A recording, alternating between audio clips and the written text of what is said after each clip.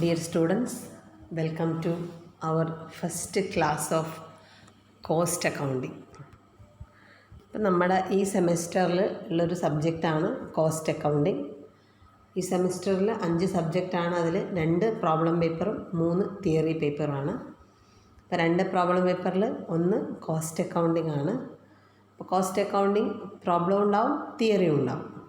അപ്പോൾ കൂടുതലും പ്രോബ്ലമാണ്. അപ്പോൾ കോസ്റ്റ് അക്കൗണ്ടിങ് എന്ന് പറഞ്ഞാൽ ഫിനാൻഷ്യൽ അക്കൗണ്ടിങ് പോലെയല്ല, it's different from financial accounting. Financial accounting നമ്മളൊരു ബിസിനസ്സിൻ്റെ എൻറ്റയർ ബിസിനസ് പ്രോഫിറ്റ് ആണോ ലോസ് ആണോ എന്ന് മനസ്സിലാക്കുമ്പോൾ, കോസ്റ്റ് അക്കൗണ്ടിങ് എന്ന് പറഞ്ഞാൽ ഒരു പർട്ടിക്കുലർ പ്രോഡക്റ്റിൻ്റെ കോസ്റ്റ് കണ്ടുപിടിക്കുക. അതായത് ഒരു ബിസിനസ്സിൻ്റെ കോസ്റ്റിന് മാത്രം പ്രാധാന്യം, കോസ്റ്റ് മാത്രം കണ്ടുപിടിക്കുന്നതാണ് എന്ത് കോസ്റ്റ് അക്കൗണ്ടിങ് നമ്മൾ പഠിക്കുക. നേരെ മറിച്ച് ഫിനാൻഷ്യൽ അക്കൗണ്ടിങ്ങിൽ നമ്മൾ ഫിനാൻഷ്യൽ പൊസിഷൻ കണ്ടുപിടിക്കും, ഒരു ഫേമിൻ്റെ പ്രോഫിറ്റാണോ ലോസ് ആണോ എന്ന് മനസ്സിലാവും. ഇതൊക്കെ നമ്മൾ ഫേമിൻ്റെ മൊത്തത്തിൽ പഠിക്കും. പക്ഷേ in the case of cost accounting നമ്മൾ എന്ത് മാത്രമേ നോക്കുന്നുള്ളൂ, ഒരു പർട്ടിക്കുലർ പ്രോഡക്റ്റിൻ്റെ കോസ്റ്റ് എത്രയാണെന്നുള്ളത് കണ്ടുപിടിക്കും. അല്ലെങ്കിൽ ഒരു പർട്ടിക്കുലർ പ്രോഡക്റ്റിനെ കൊണ്ട് നമുക്കുണ്ടാവുന്ന പ്രോഫിറ്റ് അല്ലെങ്കിൽ ലോസ്, ഇത് മാത്രം നമ്മൾ എന്ത് ചെയ്യുക, കാൽക്കുലേറ്റ് ചെയ്യും കോസ്റ്റ് അക്കൗണ്ടിങ്ങിന്. കൂടാതെ നമ്മൾ ഡിഫറെൻറ്റ് തരം കോസ്റ്റുകൾ, ഇപ്പോൾ മെറ്റീരിയൽ കോസ്റ്റ് ഉണ്ടാവാം, ലേബർ കോസ്റ്റ് ഉണ്ടാവാം, ഇങ്ങനെ ഓരോ തരം കോസ്റ്റുകൾ കണ്ടുപിടിക്കും. മോസ്റ്റ് എന്താണ് നമ്മൾ മുഴുവനായിട്ട് പറയുകയാണെങ്കിൽ കോസ്റ്റ് എന്താണ്, കോസ്റ്റ് എന്നുള്ളതാണ് ഇവിടെ പഠിക്കുക, കോസ്റ്റ് അക്കൗണ്ടിങ്ങിൽ പഠിക്കാം. നമുക്ക് നോക്കാം, ക്ലാസ്സിലേക്ക് കടക്കാം. കോസ്റ്റ് അക്കൗണ്ടിങ് സിലബസൊക്കെ ഞാൻ ഇന്നലെ തന്നതാണ്, ജസ്റ്റ് ഒന്ന് നോക്കുക. അപ്പോൾ കോസ്റ്റ് അക്കൗണ്ടിങ് എന്ന് പറഞ്ഞാൽ is the process of accounting for cost. It is the process of classifying, recording, allocating and reporting expenditure for determining the cost of products or services. It is the accounting for cost that aims at providing cost data and preparing statement and a report for the purpose of managerial decision making. Cost accounting may be defined as a formal accounting system set up for recording cost. It is the process of accounting for cost with the object of ascertaining and controlling cost.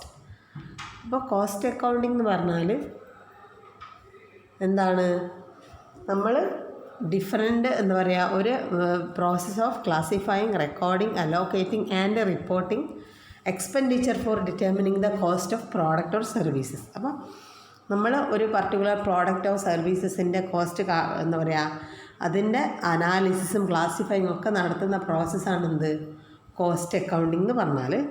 പിന്നെ പറയുന്നത് നമ്മൾ എന്തിനാ cost കണ്ടുപിടിക്കുന്നതെന്ന് പറഞ്ഞാൽ four decision making. ഇപ്പോൾ നമ്മളൊരു particular പ്രോഡക്റ്റിന് ഇത്ര cost ആവും എന്ന് പറഞ്ഞാലാണ് ആ പ്രോഡക്റ്റ് ഇനിയും ഉണ്ടാക്കണോ വേണ്ടയോ എന്നുള്ളത് നമ്മൾ മാനേജ്മെൻറ്റ് എന്ത് ചെയ്യുക, ഡിസൈഡ് ചെയ്യുക. അപ്പോൾ ഡിസിഷൻ മേക്കിങ്ങിനും ഹെൽപ്പ് ചെയ്യാൻ വേണ്ടിയിട്ടാണ് എന്ത് ചെയ്യുന്നത്, ഈ ഒരു കോസ്റ്റ് അക്കൗണ്ടിങ് എന്ന് പറഞ്ഞ പ്രോസസ്സ് നമ്മൾ ചെയ്യുന്നത്.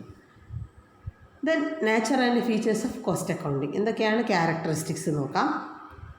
പറയുന്നത് cost accounting provides cost data. Cost accounting എന്ത് ഡാറ്റാസ് മാത്രമേ പ്രൊവൈഡ് ചെയ്യുന്നുള്ളൂ, cost datas, cost related datas മാത്രമേ പ്രൊവൈഡ് ചെയ്യൂ. Like financial accounting, cost accounting follows double entry system. അപ്പോൾ നമ്മൾ ഫിനാൻഷ്യൽ അക്കൗണ്ടിങ്ങിൽ പഠിച്ച പോലെ തന്നെ ഡബിൾ എൻട്രി സിസ്റ്റം തന്നെയാണ് ഇവിടെയും ഫോളോ ചെയ്യുന്നത്, കോസ്റ്റിങ്ങിലും ഫോളോ ചെയ്യുന്നത്. മീൻസ് ഒരു ഡെബിറ്റും ഉണ്ടാകും, ഒരു ക്രെഡിറ്റും ഉണ്ടാകും. അതേപോലെ തന്നെയാണ് എവിടെയും വരിക, കോസ്റ്റ് അക്കൗണ്ടിങ്ങിൽ നമ്മൾ ചെയ്യുക. Then cost accounting is particularly useful for manufacturing enterprises. അപ്പോൾ കോസ്റ്റ് അക്കൗണ്ടിങ് എപ്പോഴും ഏറ്റവും കൂടുതലായിട്ട് എന്താ പറയുക യൂസ് ചെയ്യുന്നത് എവിടെയാണ്, ഒരു പ്രൊഡക്ഷൻ കമ്പനിയിലാണ് അല്ലെങ്കിൽ മാനുഫാക്ചറിങ് കമ്പനിയിലാണ്. നേരെ മറിച്ച് ഒരു സെല്ലിംഗ് ആൻഡ് ഡിസ്ട്രിബ്യൂഷൻ മാത്രം നടത്തുന്ന ഒരു കമ്പനിയിൽ ആരെക്കൊണ്ട് കഴിയില്ല, ആരെക്കൊണ്ട് ആവശ്യമില്ല, കോസ്റ്റ് അക്കൗണ്ടിങ്ങിൻ്റെ ആവശ്യമില്ല. Next, cost accounting is A science, art and practice of cost accountant. അപ്പോൾ കോസ്റ്റ് അക്കൗണ്ടിങ് എന്ന് പറഞ്ഞാൽ എന്താണ്, ഒരു സയൻസാണ്, ആർട്ടാണ് അല്ലെങ്കിൽ പ്രാക്ടീസാണ്. കോസ്റ്റ് അക്കൗണ്ടൻറ്റിൻ്റെ കാര്യങ്ങളാണ് പറയുന്നത്. Cost accounting is supplementary to financial accounting. Financial അക്കൗണ്ടിങ്ങിൻ്റെ സപ്ലിമെൻ്ററിയാണ് ആര്, കോസ്റ്റ് അക്കൗണ്ടിങ്. ഞാൻ നേരത്തെ പറഞ്ഞല്ലോ, ഫിനാൻഷ്യൽ അക്കൗണ്ടിങ് എന്ന് പറഞ്ഞാൽ മുഴുവനായിട്ട് ഒരു ഫേമിൻ്റെ എൻറ്റയർ കാര്യങ്ങൾ നമ്മളിവിടെ പഠിക്കും, ഫിനാൻഷ്യൽ അക്കൗണ്ടിങ്ങിൽ പഠിക്കും. നേരെ മറിച്ച് കോസ്റ്റിംഗ് എന്ന് പറഞ്ഞാൽ, കോസ്റ്റ് അക്കൗണ്ടിങ് എന്ന് പറഞ്ഞാൽ ഒരു പർട്ടിക്കുലർ പ്രോഡക്റ്റിൻ്റെ കോസ്റ്റിനെ പറ്റി മാത്രമാണ് പഠിക്കുന്നത്. അപ്പോൾ അത് എന്തിൻ്റെ ഭാഗമാണ്, ഫിനാൻഷ്യൽ അക്കൗണ്ടിങ്ങിൻ്റെ ഒരു സപ്ലിമെൻ്ററി ആണ്. Then it determines the total and per unit cost of product and services. അപ്പോൾ കോസ്റ്റ് അക്കൗണ്ടിങ്ങിലൂടെ നമുക്ക് എന്ത് മനസ്സിലാക്കാം? ഒരു പർട്ടിക്കുലർ പ്രോഡക്റ്റ്, ഒരു പ്രോഡക്റ്റ് ഉണ്ടാക്കാൻ വേണ്ടി നമുക്ക് എത്ര രൂപ ചിലവാകുന്നുള്ളത് കണ്ടുപിടിക്കാൻ പറ്റും. Then it provides data for fixing the selling price of product and services. ഇപ്പോൾ ഒരു പ്രോഡക്റ്റിൻ്റെ പ്രൈസ് ഫിക്സ് ചെയ്യാൻ വേണ്ടി ആര് സഹായിക്കുന്ന പറഞ്ഞ്? കോസ്റ്റിംഗ് സഹായിക്കും. അതായത് ഒരു പ്രോഡക്റ്റിന് 10 രൂപ ചിലവാണെന്ന് നമുക്ക് അറിഞ്ഞു കഴിഞ്ഞാൽ എന്ത് പറയാൻ പറ്റും? അതിന് 12 രൂപ സെല്ലിംഗ് പ്രൈസ് കൊടുക്കാൻ പറ്റും എന്ന് പറയാൻ പറ്റും അല്ലേ? അപ്പോൾ ആദ്യം എന്ത് കണ്ടുപിടിക്കണം? കോസ്റ്റ് കണ്ടുപിടിക്കണം. എന്നാലേ എന്ത് പറയാൻ പറ്റൂ? ആ പ്രോഡക്റ്റിൻ്റെ സെല്ലിംഗ് പ്രൈസ് നമുക്ക് ഫിക്സ് ചെയ്യാൻ പറ്റും. Then it provides data to manage for exercising effective control over cost. അപ്പോൾ നമുക്ക് കോസ്റ്റ് ഇത്രയുണ്ട് എന്ന് അറിഞ്ഞു കഴിഞ്ഞാൽ നമുക്ക് എന്ത് ചെയ്യാം? കൺട്രോൾ ചെയ്യാം. കൂടാൻ പാടില്ല, നമുക്ക് കുറയ്ക്കാൻ പറ്റും. Then it is a profession. Cost accounting എന്ന് പറഞ്ഞാൽ എന്തും കൂടെയാണ്? ഒരു ജോലിയാണ്, ഒരു പ്രൊഫഷനാണ്. Then scope of cost accounting. എവിടെയൊക്കെയാണ് നമ്മൾ കോസ്റ്റ് അക്കൗണ്ടിങ്ങിൻ്റെ ആവശ്യകത വരുന്നത്? എന്തൊക്കെയാണ് നമ്മൾ ഇതിനെ കൊണ്ടുള്ള കാര്യങ്ങൾ? Very wide scope. എന്തൊക്കെയാണെന്ന് നോക്കാം. Cost recording. ഫസ്റ്റ് എന്ത് ചെയ്യാണ്? Cost recording refers to the recording of cost transaction in the various books. These transactions are then posted into the various ledgers maintained and the cost accounting system. അപ്പോൾ ആദ്യം നമ്മൾ financial accounting ചെയ്ത ഓർമ്മയില്ലേ? Journal entry ചെയ്യും, എന്നിട്ട് അതിൽ നിന്ന് ledger ചെയ്യും. അതേപോലെ തന്നെ ആദ്യം എന്ത് ചെയ്യും? ഇതൊരു ബുക്സിൽ റെക്കോർഡ് ചെയ്യും, എന്നിട്ട് എന്ത് ചെയ്യും? ഇത് വേറെ ലെഡ്ജറിലേക്ക് പോസ്റ്റ് ചെയ്യും, റെക്കോർഡ് ചെയ്യും, കോസ്റ്റ് റെക്കോർഡ് ചെയ്ത് വെക്കുക. Then cost allocation. Cost allocation means distribution of cost to various department or product on predetermined basis. In this, charging of specific cost to cost unit or cost center. അപ്പോൾ എവിടെയാണോ cost ഉണ്ടായത് അവിടേക്കാണ് cost നമ്മൾ എന്ത് ചെയ്യുക? കാണിക്കുക.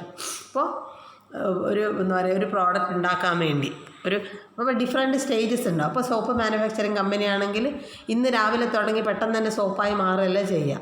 അത് കുറേ പ്രോസസ്സിലൂടെ കടന്നിട്ടാണ് എന്ത് ചെയ്യുക? സോപ്പായി മാറുക ആണല്ലോ. അപ്പോൾ ഒരു കേക്ക് ഉണ്ടാക്കുന്നത്, അപ്പോൾ നമ്മൾ ആദ്യം എന്ത് ചെയ്യും? മൈദയും പഞ്ചസാരയൊക്കെ നമ്മൾ മിക്സ് ചെയ്ത് വെക്കും, ഉണ്ടാക്കുമല്ലോ. ദെൻ ആ കേക്കിനെ നമ്മൾ മൈക്രോവേവ് അവനിലേക്ക് വെച്ച് കേക്കാക്കി മാറ്റും. ദെൻ അതിനെന്തുണ്ട്? അത് ഒരു പ്രോസസ്സായി. പിന്നെ അതെന്തുണ്ട്? അതിന് കുറേ ഡെക്കറേഷൻസും ക്രീമും അങ്ങനത്തെ ഒക്കെ ചെയ്താൽ അതെന്തായി? നമുക്കൊരു സെയിൽ ചെയ്യാൻ പറ്റുന്ന കേക്കായി മാറും അല്ലേ? അപ്പോൾ ഓരോ പ്രോസസ്സിലൂടെ കടന്നാണ് എന്ത് ചെയ്യുന്നത്? ഒരു ഫിനിഷ്ഡ് പ്രോഡക്റ്റ് ആവുന്നത്.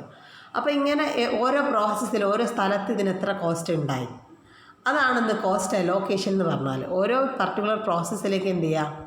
കോസ്റ്റിന് അലോക്കേറ്റ് ചെയ്ത് കൊടുക്കുക. അപ്പോൾ ഇതിൽ ലേബർക്ക് എത്ര കോസ്റ്റ് വന്നു, അല്ലെങ്കിൽ ഫസ്റ്റ് പ്രോസസ്സിൽ എത്ര കോസ്റ്റ് വന്നു, സെക്കൻഡ് പ്രോസസ്സിൽ എത്ര കോസ്റ്റ് വന്നു, ഇങ്ങനെ നോക്കുക. ഇനി cost ascertainment. The major function of cost accounting is the ascertainment of cost of product, job, process, etc. അതായത് കോസ്റ്റ് കണ്ടുപിടിക്കുക. ഒരു പർട്ടിക്കുലർ പ്രോഡക്റ്റിൻ്റെ കോസ്റ്റ് അല്ലെങ്കിൽ ജോബ് എന്ന് പറഞ്ഞാൽ നമ്മളിപ്പോൾ ഒരു എന്താ പറയുക, ഈവൻറ്റ് മാനേജ്മെൻ്റ് ഒക്കെ ചെയ്യുന്നില്ല. ഒരു ഈവൻറ്റ് ഒരാൾക്ക് എന്ത് കൊടുക്കുക? ഒരു ഫുൾ ജോബ് ഒരാൾക്ക് വിട്ടുകൊടുക്കുകയാണ്. അപ്പോൾ അതെല്ലാം ഇൻക്ലൂഡഡ് ആണ്. അപ്പോൾ അയാൾ മൊത്തത്തിലാണ് എന്ത് പറയുക? ഒരു പ്രൈസ് പറയുക. ഇപ്പോൾ കോൺട്രാക്റ്റ് ഒക്കെ പറയുന്നില്ല, അതുപോലെ മൊത്തത്തിലാണ് ഒരു പ്രൈസ് പറയുക. അപ്പോൾ അതാണ് ജോബ്. ഞാൻ നേരത്തെ പറഞ്ഞ പ്രോസസ്സ്, ഒരു പ്രോഡക്റ്റ് ഡിഫറെൻറ്റ് പ്രോസസ്സിലൂടെ കടന്നിട്ട് ഫിനിഷ്ഡ് പ്രോഡക്റ്റ് ആകുമ്പോൾ ഓരോ പ്രോസസ്സിനും എന്താണ്? പർട്ടിക്കുലർ കോസ്റ്റ് നമ്മൾ കാൽക്കുലേറ്റ് ചെയ്യണം. ഇതൊക്കെ നമ്മൾ പ്രോബ്ലം ചെയ്ത് പഠിക്കും, അപ്പോൾ നിങ്ങൾക്ക് കൂടുതൽ മനസ്സിലാവും. ഇനി കോസ്റ്റ് അനാലിസിസ്.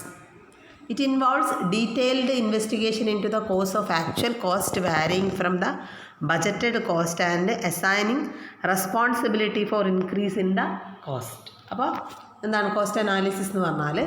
നമ്മൾ എന്താ പറയുക, അനാലിസിസ് നടത്തുക. അപ്പോൾ ഞാൻ ഒരു പ്രോഡക്റ്റ് ഉണ്ടാക്കാൻ വിചാരിച്ചപ്പോൾ ഞാൻ ആദ്യം പ്രഡിക്റ്റ് ചെയ്ത് വെക്കും 10 രൂപ ആയിരിക്കാം, സ്റ്റാൻഡേർഡ് ഫിക്സ് ചെയ്ത് വെക്കും. എന്നിട്ട് എന്ത് ചെയ്യും? ഞാൻ ഈ പ്രോഡക്റ്റ് ഉണ്ടായിക്കഴിഞ്ഞാൽ അപ്പോൾ ഉണ്ടായ സമയത്ത് എനിക്ക് വന്ന കോസ്റ്റും കൂടെ എന്ത് ചെയ്യുക? കമ്പയർ ചെയ്യുക, അനാലിസിസ് നടത്തുക. അപ്പോൾ ഞാൻ വിചാരിച്ച 10 രൂപയുടെ, പക്ഷേ എനിക്ക് ഉണ്ടാക്കി കഴിഞ്ഞപ്പോൾ എത്ര രൂപ വന്നു? 12 രൂപ വന്നു. അപ്പോൾ എനിക്കറിയാം എനിക്ക് 2 രൂപ എന്താണ് ഞാൻ എക്സ്പെക്റ്റ് ചെയ്തതിനേക്കാൾ എനിക്ക് നഷ്ടമാണ് അല്ലേ?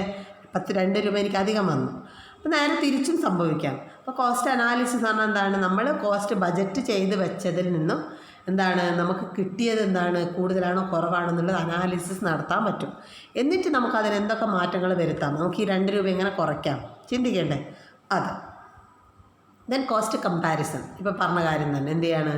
നമ്മൾ കോസ്റ്റ് കമ്പയർ ചെയ്യാണ്, എന്താണ് കൂടുതലാണോ കുറവാണോ എന്നുള്ളത്.